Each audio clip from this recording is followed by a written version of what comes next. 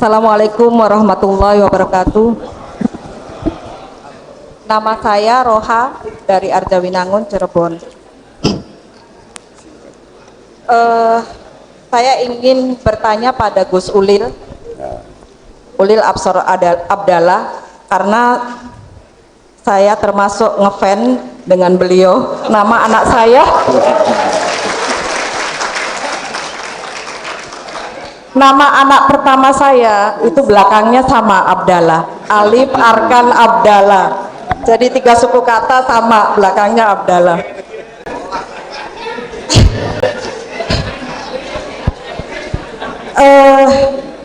Ya, Ulil bilang bahwa merasa tidak khawatir dengan adanya aliran-aliran yang masuk Indonesia. Saya merasa bahwa toleransi di Indonesia menjadi harga barang yang sangat mahal harganya. Kita sering lihat akhir-akhir ini banyak konflik-konflik atau daerah-daerah yang ingin memisahkan dari Indonesia, karena sesungguhnya plural di Indonesia itu di satu sisi punya kontribusi kesejahteraan, tetapi di sisi lain menempatkan Indonesia menjadi negara yang selalu berkonflik. Dan untuk itu, kenapa tadi Gus Ulil merasa bahwa dengan adanya Indonesia yang banyak berdatangan alir dan banyak konflik, menjadi banyak demo-demo di Indonesia, tapi merasa bahwa tidak merasa khawatir gitu. Kita ngerasa ketika kita menolak plural itu mengkhianati Pancasila.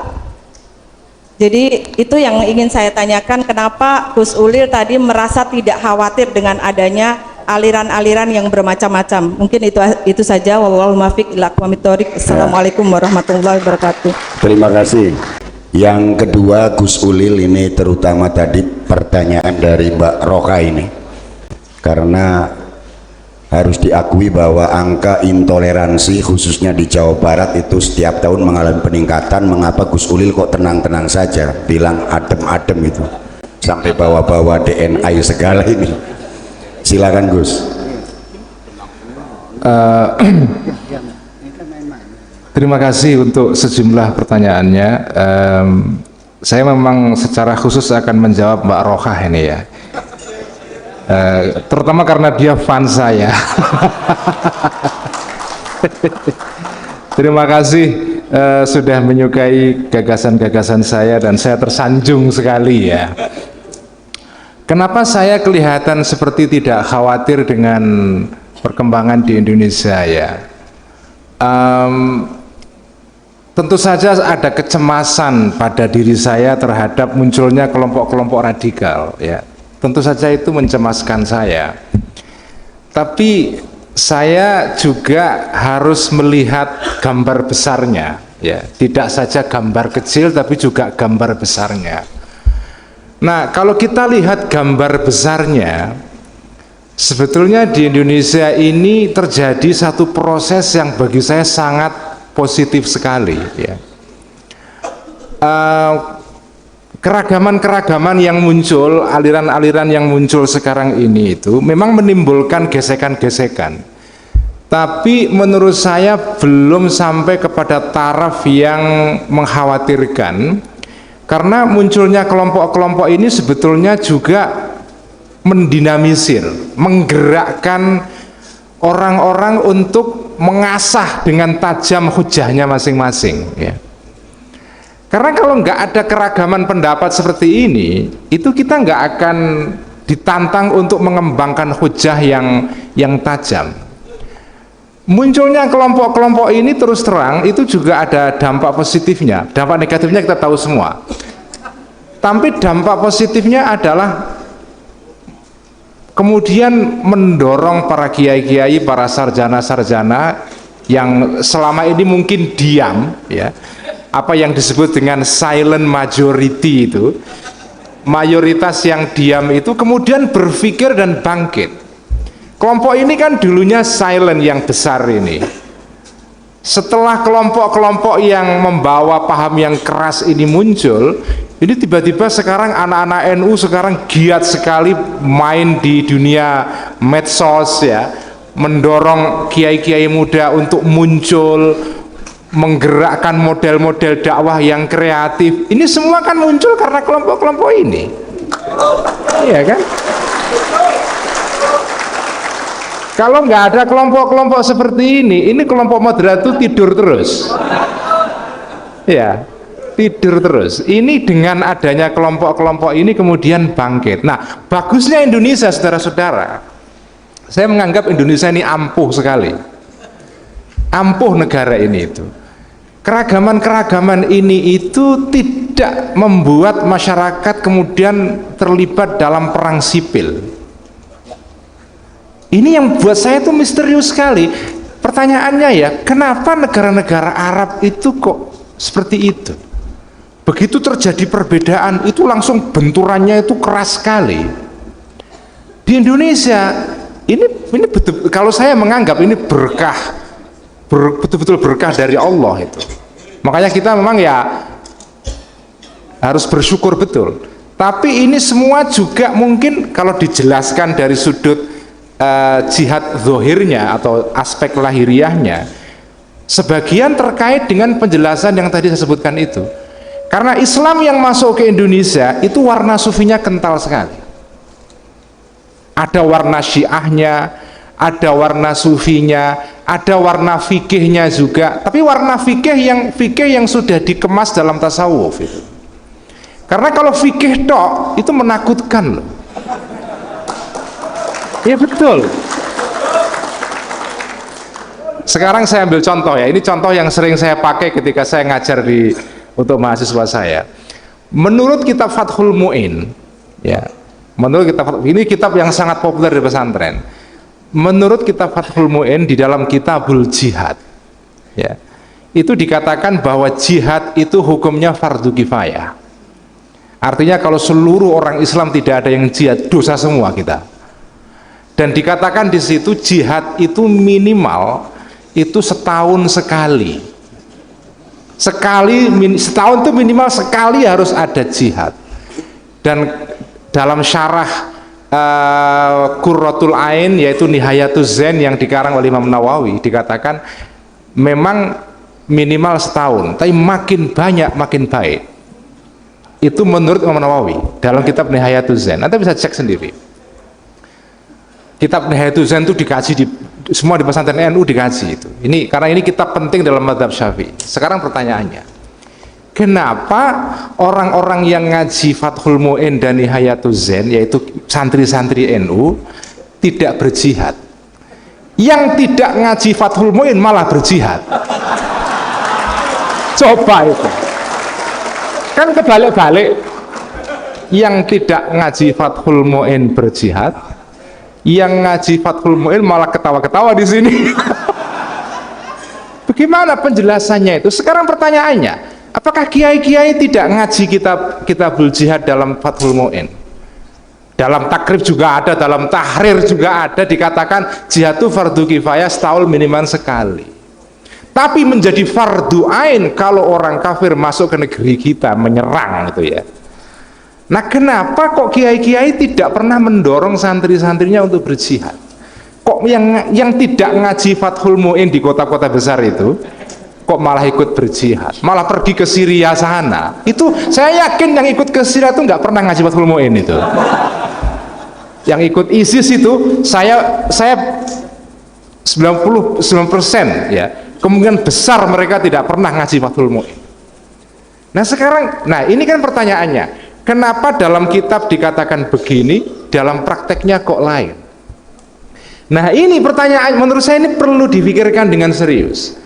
Karena kiai-kiai itu ngerti tidak sekedar hanya ajaran dalam kitab, tapi juga ngerti bagaimana cara mentadbikkan, melaksanakan secara pas dan proporsional di dalam kenyataan sehari-hari.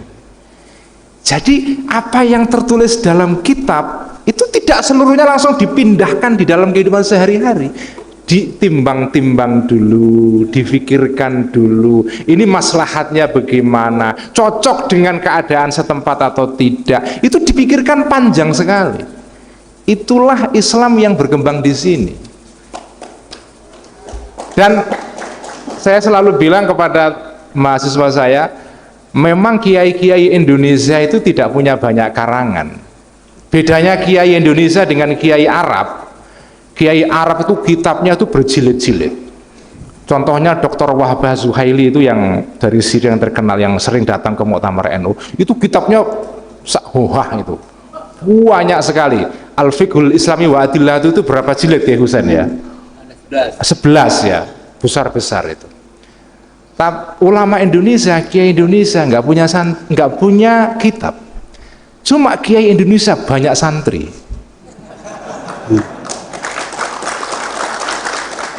Kiai Arab itu tidak punya santri. Dr. Wahbah Zuhail itu paling mahasiswa saja. Mbah Maimun Zubair, Ki Mahrus Ali, Kiai As'ad Samsul Arifin, itu santrinya ribuan. Jadi beliau Kiai Nusantara itu memang ya karena santrinya banyak nggak ada waktu untuk ngarang kitab.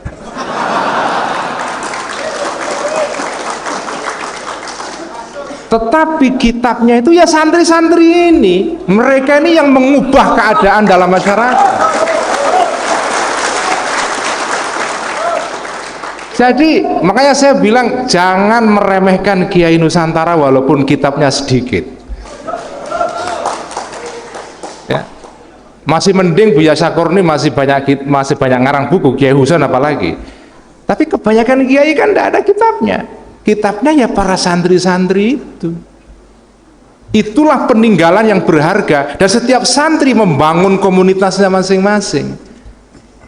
Jadi Kiai Nusantara itu tidak hanya kitab, tapi kitab dan juga memikirkan keadaan sosialnya. Jadi mereka itu ngerti dalam ilmu balaghah itu yang disebut dengan muqtadul hal. Ya. Jadi setiap ajaran, setiap pendapat, setiap ujaran, setiap makol itu ada muqtadul makol, ada muqtadul hal. Jadi nggak setiap ajaran itu bisa dilaksanakan apa adanya, harus difikirkan keadaannya cocok atau tidak. Jadi walaupun dalam kitab dikatakan jihad itu fardu kifayah minimal setahun sekali, tapi ya dilihat dulu bagaimana. Jadi ini yang makanya saya tidak khawatir asal Islam yang seperti ini masih cukup dominan ya. Memang Islam seperti ini kalau di YouTube nggak terlalu dominan memang. Nggak usah khawatir ya. Nggak usah khawatir. Memang yang dominan itu Islam yang keras-keras itu. Tapi itu kan apa ya? Kalau dalam Quran disebut itu seperti untuk itu apa? Untuk itu apa ya? Buih ya. Fa ammaz zabadu fayadhhabu jufaan. Ini untuk ini apa? Busa ini itu akan buih-buih ini itu kelihatannya memang menggiurkan sekali, karena kalau buih-buih itu di atas apa ya air itu kelihatan, air nggak kelihatan, yang kelihatan buihnya. Tapi buih itu ya akan segera kering, akan segera hilang karena disapu oleh ombak, oleh angin itu. Tapi wa amma ma yanfa'un nasa fayamkuthu fil ardi. Ya, tepuk tangan dong. Tepuk tangan kok ragu-ragu. Jadi yang membawa manfaat besar bagi masyarakat, bagi manusia itu akan bertahan lama. Itulah Islam di Indonesia itu begitu. Memang kelihatannya nggak gemerlap, nggak muncul di media sosial. Tapi jangan lupa ini, saya itu berhadapan dengan HTI itu sejak tahun 2001. Sebelum Banser melawan HTI, saya itu pertama yang melawan HTI. Sejak tahun 2001 saya sendirian, nggak ada yang membantu saya. Saya dikafir-kafirkan oleh mereka. Mereka bikin daftar 100 orang di Indonesia yang kafir. Saya nomor pertama. Jadi saya melawan mereka itu sejak tahun 2001. Nah, saya semula resah, ini kok nggak ada yang sadar tentang bahaya kelompok ini ya. Padahal mereka melakukan gerakan yang masif sekali. Tetapi lama-lama kemudian saya melihat pelan-pelan NU Muhammadiyah mulai melakukan serangan balik. Ya, sejak tahun 2010 ke sini ya, itu mulai ada kesadaran bahwa ini bahaya. Dan Banser bangun dari tidurnya, Muhammadiyah juga bangun dari tidurnya dan melakukan serangan balik. Saya jadi ingat kepada ayat dalam Al-Quran yang ini penting sekali. Ini ayat yang kemudian menjadi landasan, yaitu ajaran tentang apa yang disebut dengan sunnatut tadafu. Hukum Allah dalam manusia ini, dalam alam ini itu at-tadafu. Kalau ada aksi, ada reaksi. Itu ayatnya bunyinya walaula daf'ullahin nasa ba'dhum bi ba'dhin lahuddimat sawami'u wa bi'un wa salawatun wa masajidu yudhkaru fiha hasmullahi katsira. Seandainya Allah itu tidak membuat hukum di dalam masyarakat manusia ini, di mana kalau ada satu orang bertindak terus ditanggapi, direaksi oleh orang lain, maka ini yang penting sekali dikatakan dalam Al-Quran itu lahuddimat sawami'u, maka sinagog akan dihancurkan, tempat ibadahnya orang Yahudi, wabi'un, dan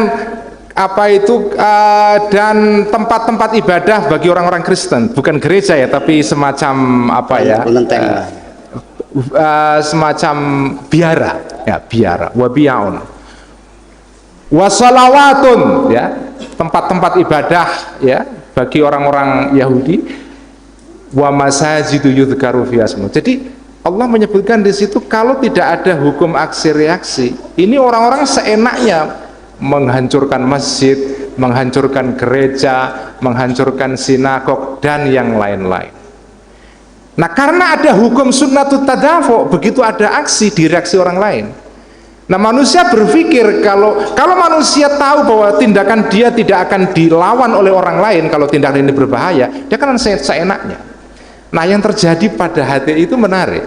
Mereka mengira ketika masuk ke Indonesia, ini negara demokrasi terbuka, masyarakatnya toleran, semua hal itu dibeli oleh orang Indonesia. Tadi saya katakan semua merek mobil itu masuk di Indonesia laku. Orang Indonesia itu dermawan sekali kalau kepada tamu itu. Ya, bangsa kita itu bangsa yang baik hati sama tamu. Sampai orang Belanda dulu ketika masuk ke Nusantara, itu raja-raja Nusantara itu ahlan wa sahlan, diterima, tapi tamunya kurang ajar. Begitu diterima menjajah Indonesia. Nah, tetapi mereka bisa menjajah sementara, nanti lama-lama akan direaksi balik. Nah, orang-orang HTI itu mengira semula ketika mereka masuk ke sini, ini orang Indonesia ini kalau sama tamu asing itu hormatnya minta ampun. Apalagi kalau tamu dari Arab, wah itu nyembah-nyembah itu. Nah, tapi lama-lama ketika mereka sudah kebablasan, walau la daf'ullahin nasa ba'dhum bi ba'din berlaku, sekarang mereka direaksi balik.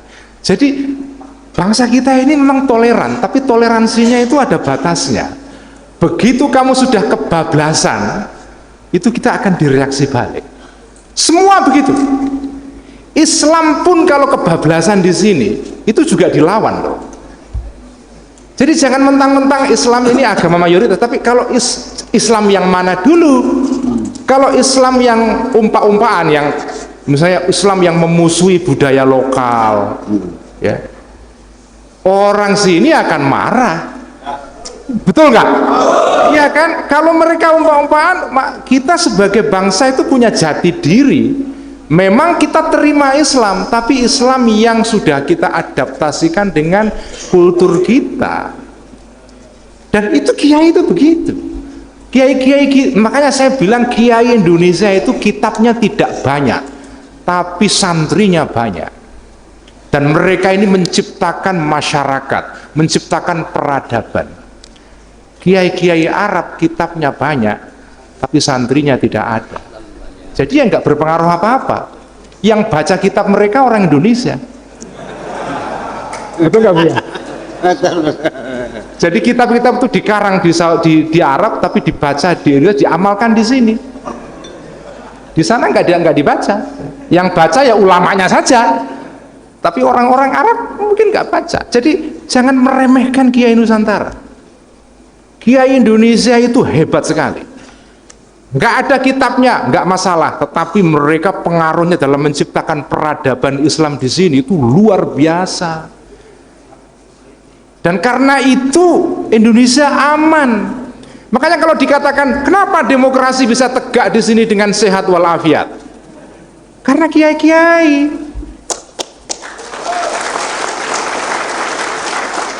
Karena kiai-kiai. Ini kiai-kiai ini kelihatannya desa kampungan ya. Kecuali Kiai Husain yang agak sedikit keren apa ya. Umumnya kiai-kiai memang ini kiai-kiai yang ngajinya takrib, aqidatul awam, ngajinya jurumiyah, ya paling gede alfiyah gitu kan. Tapi jangan main-main, mereka ini hebat sekali. Karena mereka bisa mengukur mana ajaran Islam yang bisa diterapkan, mana yang tidak. Dan nggak gembar-gembor, nggak mempolitisir agama. Nah, itu penting banget. Ini tadi poin yang dikatakan Buya Syakur itu penting sekali. Tidak mempolitisir agama. Kiai itu ngerti mana cara meletakkan agama yang pas, mana politik, mana agama. Ini kan gini ya, ada dua jenis orang Islam di Indonesia. Ada orang Islam yang sudah Islam lama, ada orang Islam yang baru Islam kemarin sore. Cuma ada orang Islam yang kemarin sore ini merasa lebih Islam daripada yang Islam lama itu. Ini masalah Indonesia itu antara lain di sini.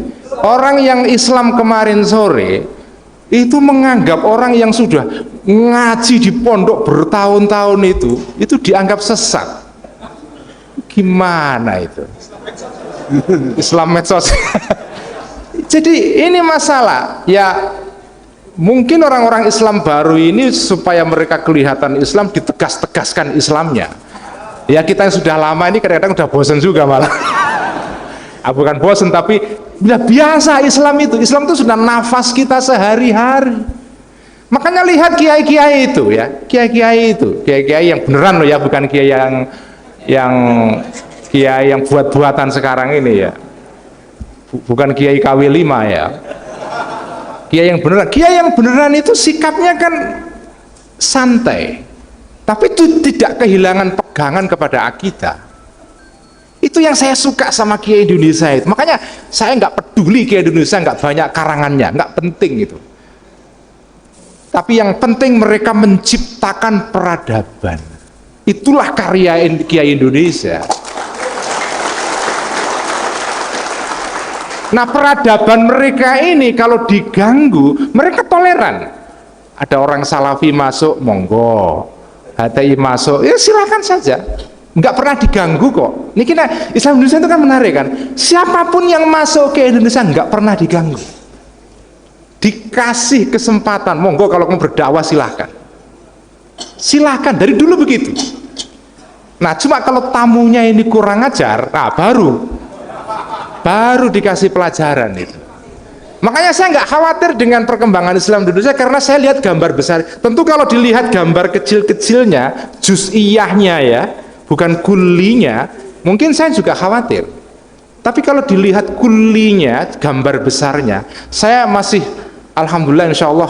Pokoknya kalau kita masih tahlilan, selawatan, barzanji, ziarah kubur, cium tangan kiai, itu hal-hal itu cium tangan kiai itu penting loh. Cium tangan kiai ini kelihatannya sepele. Karena ciri khas kelompok-kelompok Islam yang keras-keras itu nggak cium tangan. Identitas. Betul. Ini cium tangan ini sepele. Bukan saya kepengen dicium tangan, bukan. Karena dicium kiai yang dicium tangannya itu juga kelelahan itu apa? Karena sekarang nyium tangannya udah bolak-balik sekarang. Bahkan dijilati segala kadang-kadang. Itu jadi Kiai Nusantara ini kalau saya lihat ya, mereka punya wisdom, punya hikmah. Wa man yu'tal hikmata faqad utiya khairan katsira. Barang siapa diberi hikmah oleh Allah, maka dia diberikan kebaikan yang banyak sekali. Indonesia banyak kiainya yang punya hikmah, Indonesia dikasih khairan katsira. Nggak usah khawatir, kita ini selama masih ada kiai-kiai seperti ini ya, insya Allah kita khairan katsira. Dan itu yang terjadi. Jadi gerakan-gerakan ini nanti akan tersingkir sendiri. Anda tahu gerakan-gerakan yang keras ini seperti Salafi dan Wahabi ini, itu kan gerakan yang global sekali, didukung oleh uang yang luar biasa besarnya. Waktu saya sekolah di Amerika itu, di kampus saya di Boston University, ketika saya masuk ke musolanya, saya kaget sekali. Saya masuk ke sana, yang ada di sana itu buku-bukunya Ibnu Taimiyah, Ibnul Qayyim Al-Jauziyah, ceramah-ceramahnya Syekh Utsaimin, Soleh Al-Fauzan, dan seterusnya. Saya cari ceramahnya Mbak Bisri, nggak ada. Ceramahnya Anwar Zahid, nggak ada. Apalagi Buya Syakur, nggak ada.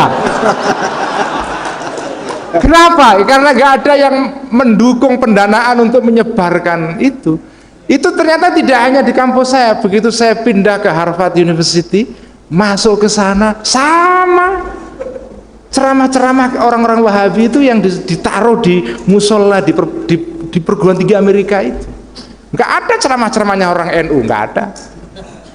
Nggak, jangankan menyebarkan ceramah sampai ke sana, wong di masjid NU aja nggak ada ceramah orang-orang NU.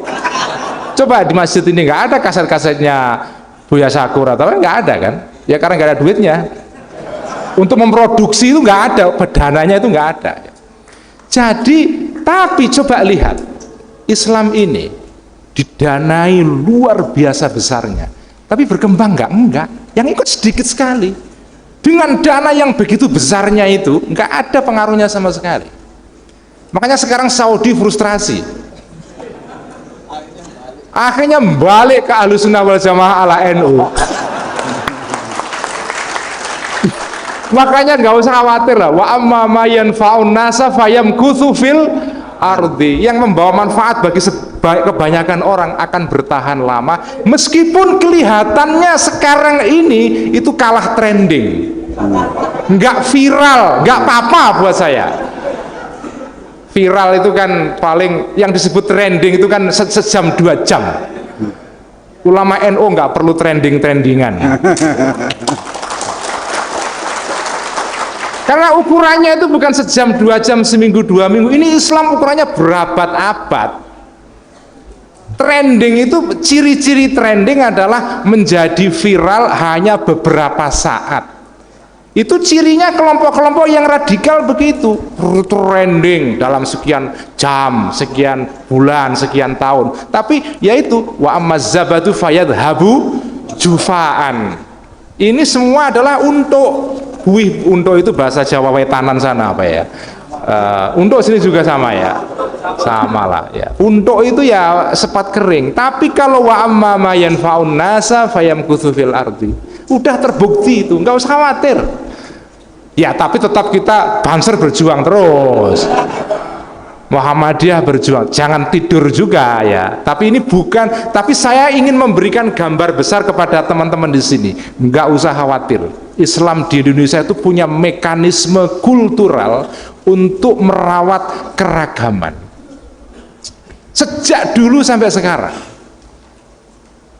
Dan Islam Indonesia ini memang khas, beda sekali dengan yang di Malaysia. Kita sama-sama serumpun di Melayu, tapi kita punya kekhususan. Dan kita harus bangga dengan kekhususan ini, tanpa harus mencela orang lain. Ya jangan lupa ya, kita nggak boleh juga mencela corak Islam di tempat lain, ya, termasuk di Saudi juga enggak. Coba kalau mereka mau ganggu kita, ya kita cela-cela dikit lah. Tapi kalau nggak ganggu, udah nggak apa-apa. Ya kita nggak usah ganggu itu. Ya. Kita ini orang yang toleran sekali dan mekanisme makanya saya bilang kita ini ulamanya itu yu'tal hikmah. Ulama kita itu ulama yang yu'tal hikmah. Wa man yu'tal hikmata faqad utiya khairan katsir. Itu ulama kita, ya. Dan bisa menampung keragaman, yang nakal juga oke ditampung, yang soleh juga ditampung, yang NU garis lurus ya ada, yang garis menceng juga ada, yang garis lucu juga ada, banyak lah. Jadi begitu saudara-saudara ya. Jadi jangan khawatir, insya Allah kita akan tetap sehat walafiat berkat para ulama-ulama yang berhikmah ini, tapi juga berkat anak-anak muda yang kreatif. Nah, yang dinamis, jaringan Islam dinamis, yang dipimpin oleh Buya Syakir. Terima kasih. Terima kasih Gus Ulil.